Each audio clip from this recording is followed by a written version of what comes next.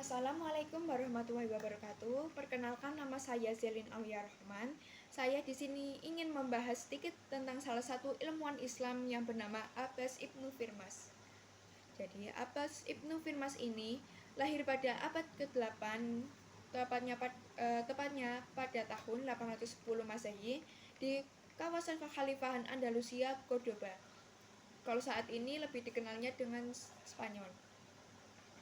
Jadi perlu diketahui, dulu Cordoba merupakan pusat ilmu pengetahuan dan kebudayaan. Abbas Ibnu Firmas ini terkenal sebagai ilmuwan dalam penerbangan. Selain itu, Abbas juga seorang insinyur, dokter, dan juga seorang penyair Arab.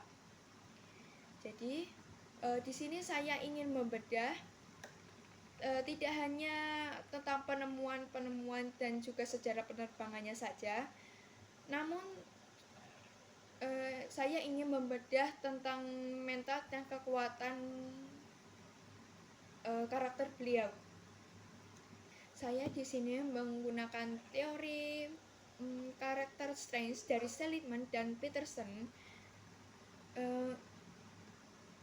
membedah bagaimana kekuatan karakter Abbas Ibnu Firmas ini membantunya bangkit dari titik terendah.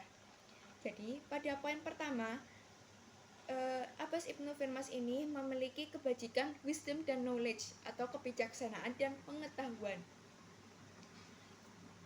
Di sini Abbas Ibnu Firmas menonjol dalam dua kekuatan, yaitu creativity dan love of learning. Sebagai contohnya, salah satu penemuan beliau yaitu tentang kaca kristal. Ketika industri kaca kristal ini saat itu dikuasai oleh Mesir. Nah, kreativitasnya itu mendorong beliau untuk menemukan formula baru untuk memproduksi kaca kristal dengan kaca kristal bening sendiri di Cordoba. Beliau juga membangun sebuah planetarium mini di rumahnya yang bisa mensimulasikan gerakan awan dan suara petir.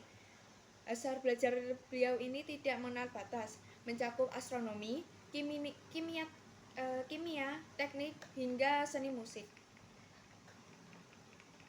Lalu, pada poin kedua, beliau memiliki kebajikan courage atau keteguhan hati.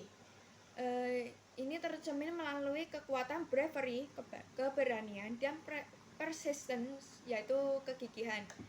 Jadi, ketika beliau berumur 65 tahun, yang bisa dibilang itu usia yang cukup tua ya untuk abad ke-9, beliau ini nekat melompat dari Bukit Jabal Al-Arus demi membuktikan teori aerodinamika miliknya.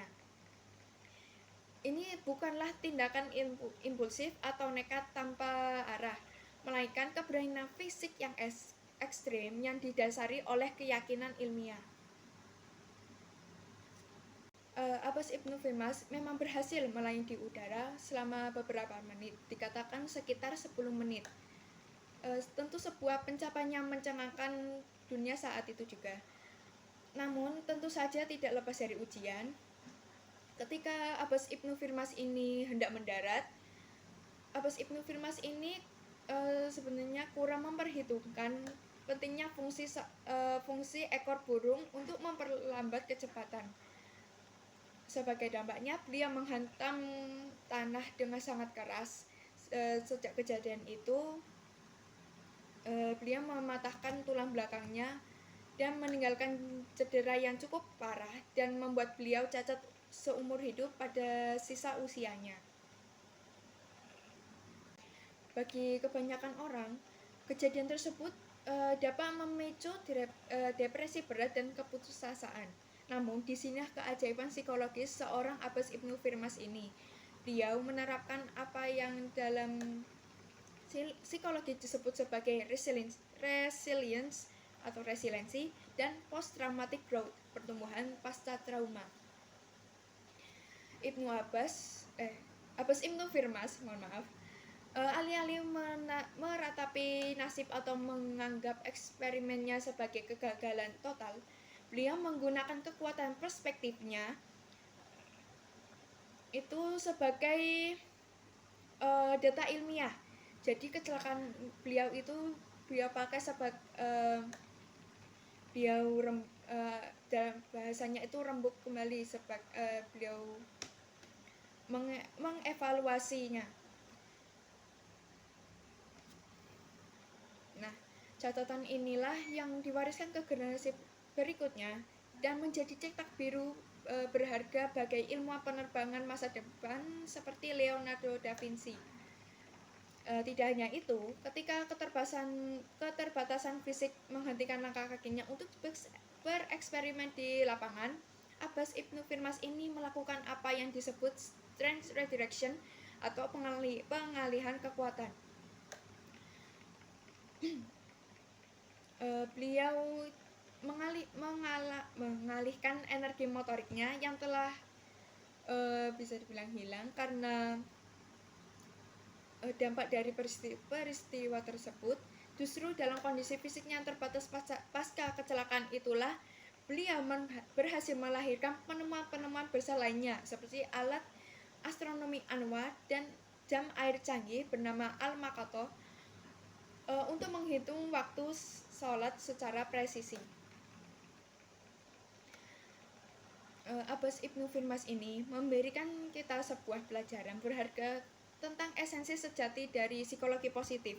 Beliau membuktikan bahwa ketika sebuah krisis besar menghancurkan salah satu aspek dalam hidup kita, dalam kasus beliau adalah fungsi fisiknya, kita tidak harus ikut hancur secara utuh dengan mengalihkan kekuatan karakter kita yang tersisa dalam diri kita tetap memiliki ruang untuk bertumbuh, menginspirasi dan meninggalkan warisan bagi dunia. Beliau mungkin gagal untuk mendarat dengan sempurna menggunakan sayap kainnya, tetapi beliau berhasil terbang dengan kekuatan mental dan resiliensinya. Cukup sekian dari saya. Wassalamualaikum warahmatullahi wabarakatuh.